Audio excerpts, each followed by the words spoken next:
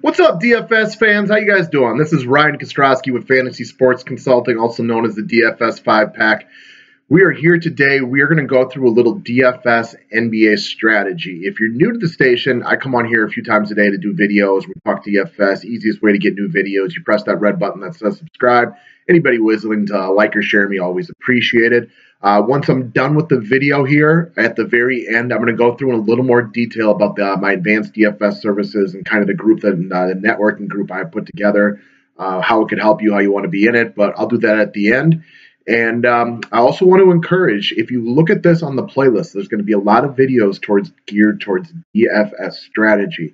I firmly believe, as somebody who's played DFS every day for many, many years now and spends, 12 hours a day looking at this stuff, that people lose out a lot of times because they don't understand the strategies. They want to get the picks, but they don't stick around to really learn about strategy. And I really think that'll help you up your game, pad your bankroll, and help you win more money.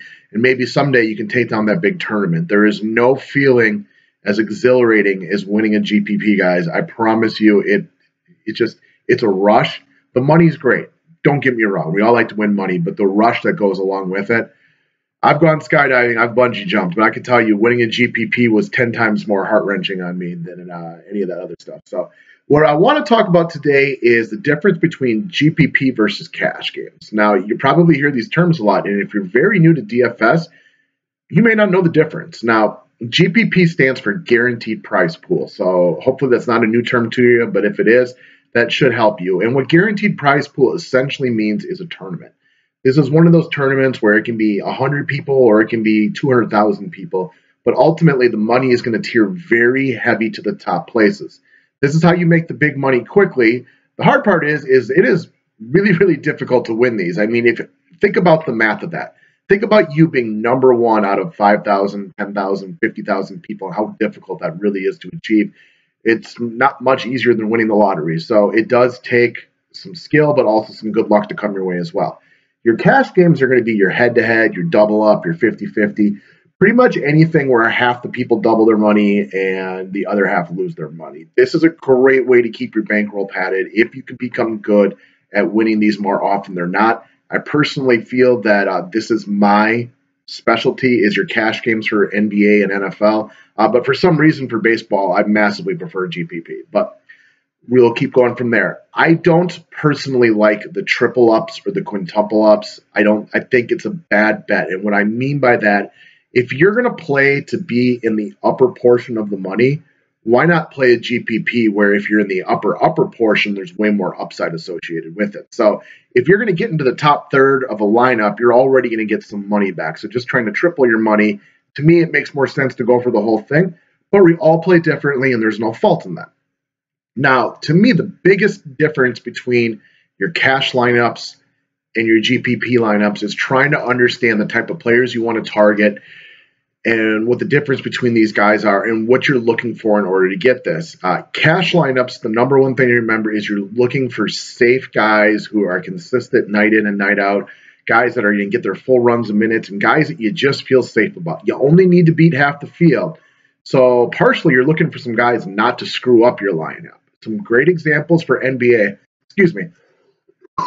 are going to be guys like Paul Millsap or DeMar DeRozan. Now, if you have the opportunity, go into DraftKings, take a look at them. Go look at the most recent 10 games played. What you're going to find is a very low variance in their output. DeMar DeRozan's usually priced between $7,900 and $8,700, and he's almost always going to finish around 40 points. He'll have some nights where he's up in the 50s. He'll have some nights where he's upper 20s or low 30s. But day in and day out, he's ultimately going to be a very, very safe, consistent player. Paul Millsap is another example of a guy who fits right into this narrative or right into the mantra of looking for a safe and consistent guy. Generally priced around $8,000, give or take a little bit, pretty much always scoring within 10 points of 40. He'll have the occasional night that's higher and he'll have the occasional night that's lower, but you're going to have these guys who day in and day out are very consistent players. And as long as they have a decent matchup, they usually make for good cash game targets. Now, when you're building a cash lineup for NBA, you want to think of it this way. You're looking for a ratio of 5 to return on your investment. Now, what I mean by that is, let's say you go in and you look at a guy like a Paul Millsap, and let's say he's priced at exactly 8,000. A ratio of 5 would mean 40 points. A ratio of 6 would mean 48 points. Relatively simple math. But for cash games, always remember that ratio of 5 in your mind, because the cash lineup, what you're aiming for is to play the 250. Now, there are going to be plenty of nights where the cash line will be 260, 270, 280, 290.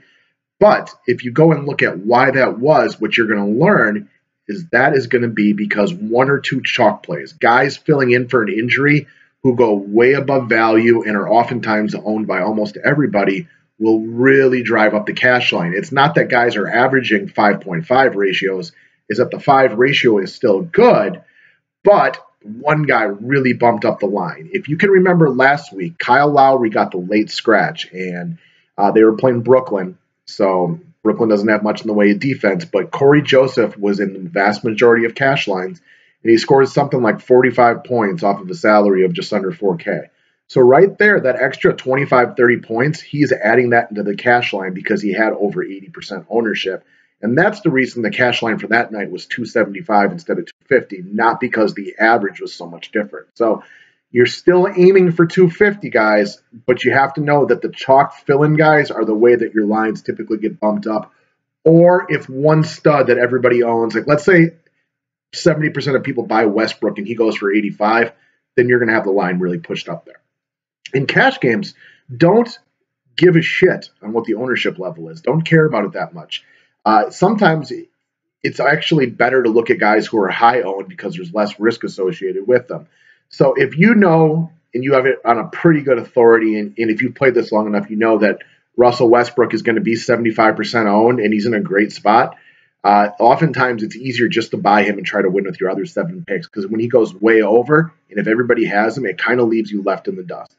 But within your cash games, don't get too bogged down with trying to guess ownership percentages, because there's both pluses and minuses associated with guys being either highly or poorly owned, or low owned, I guess is a better way to look at it. Now, if we want to talk about GPP or guaranteed prize pool or tournaments, you're often looking for guys who are going to supply to you a ratio of 6 or better, i.e. if a guy is 5,000, you want him to give you 6. If he's 5,000, you want 30 DraftKings points out of him or better. Anything on top of that is better, but you want guys who are going to give you a minimum of that. And if they're really, really cheap, like a 3K or a 3,500 guy, you probably want even a little bit higher ratio, which is ultimately going to be your goal. You can live with a guy with a ratio of 5.5 if he's got like an 8 or 9 or 10K salary, because he's still keeping you up there, and then hopefully you can push it up with the other guys. But if you're going to play GPPs, really the only reason you're doing that is because you're looking for the big score and the big payday. You're looking to be inside the top 1 or 2% of lineups for that night in order to make money. If you're just playing GPP trying to get inside the cash line, screw it. Don't do it. Go play cash games where you can double your money significantly easier. But if you're going to go for it, that's how you got to do it. Guys that might be an example of quality GPP guys, knowing that you got to take some chances and you've got to beat the whole field. Here is where if you can find guys who are lesser owned, it's significantly better for you. Or to find a way to fade guys who you think are going to be poor, but a lot of people are going to buy, can move you significantly up the cash line. Some guys that are be good examples of this are going to be like Alfred Payton of the Magic or Jonas Valanciunas of the Toronto Raptors. Not very consistent, but when they go off, do they go off big time? Now, Alfred Payton's a little bit of a bad example right now just because he's coming off of a very consistent couple of weeks. But normally what you see with that guy is a price tag around 5,000. His playing time has been sporadic throughout the years, but every once in a while, off that 5,000, he goes for 55. And that's the kind of thing that can help you win a GPP, especially when he's not owned by a lot of people. For me personally, when I play GPPs, I'm looking to play fewer dollars, but with more entries. And I've always felt really comfortable with what I call my 5-pack. And that is where you pick 5 core players that you feel really good about. And then in the 3 remaining spots, you mix and match probably some lower owned guys, lower percentage owned guys. And that's where you're taking your chances. Within the 5-pack, you can be as aggressive or unaggressive as you want. But I play those same 5 guys 5 times. So instead of playing one $27 GPP, play 5 $4 GPPs or 5 $5 GPPs and mix it up a little bit. It gives you more opportunity to not be all fixed in one lineup. That's how I do it, but we all play differently. And if whatever you're doing is working for you, keep it up, guys. All right, that should give you a pretty good idea of the difference. If you're a little new to DFS, hopefully that helped a little bit. For the next minute or so, I'm just going to kind of review what I do outside of just making videos that I can offer to you in order to help make you a better DFS player. Now, I focus on the three big sports, basketball, football, and baseball. I cover all three. I know all three. I don't know anything off of that. What I do for advanced DFS services is I do a daily write-up 5-6 days a week for NBA and MLB, and then for NFL, I'll cover every main slate for you. Now, on top of my write-ups where I will start a lineup for you, DFS is doing everything they can to get rid of the lineup sharing. It was part of getting ordinance passed in order for them to get back into more states. They're trying to make it more competitive for your common man. So that's a good thing for all of us. I like that. They don't want the straight lineup sharing. They're setting up trolls and robots and all sorts of things to do this. I'm not the tech guy, so don't ask me. But they're going to do what they can do and start shutting down accounts. So I don't do full lineup sharing, but I'll get you started and tell you how I would start a lineup and then kind of break down a bunch of the other guys. And I'll usually go through maybe half the guys in an NBA slate and just write a simple one line, something like only for GPP or stay away from this guy or mix for a premier cash play tonight, stuff like that. I'll send that out to you guys every day about 1 p.m. Central with my initial thoughts for the day for both cash and GPP. Then you'll also get access to our private Facebook group. This is for discussions between all the members and for me to post any updates I might have. And if the slate allows me to have time, for me to help you guys out trying to build some lineups towards the end of the night. That's going to be hit or miss depending on how much info comes out. Last night, for example, we found out about 20 minutes before tip-off that Anthony Davis and Kawhi were out. So I had to take some of that time to really research how to move my lines around. And then I did what I could do to get my info out. The hard part is sometimes for people to be around. The info I put out at the end was fine, but unless you were there 20 minutes prior, you may have not gotten it. So this will part be on me to try to do it the best and most efficient way possible, but also for you guys to kind of be around.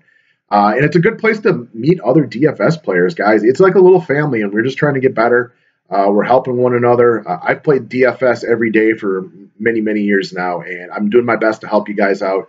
I know there's a lot of other services out there where people promise the world and they don't deliver it. I will never sit here and bloviate and tell you you're going to win every single night with me. I'm not going to sit here and lie and say it's a 95% win ratio. I will tell you, though, that if you read my write-ups and try to learn to try to get better, you should win your cash games more often than not. And I'm not saying it's a 90% return rate. That's not realistic. But I would say I win my NBA cash lines 60, maybe 66% of the time. And for NFL this year, I think I won NFL cash lineups at about a rate of 75%. So that's really my specialty. And then baseball, I'm usually better at GPPs. But $30 a month or $200 for an entire year, which works out to less than $1 a day to get all that information out of there. So if you're interested, you can hit me up over any of those social media platforms. Thanks for watching, guys. Have a great day. Let's go win ourselves some cash, all right?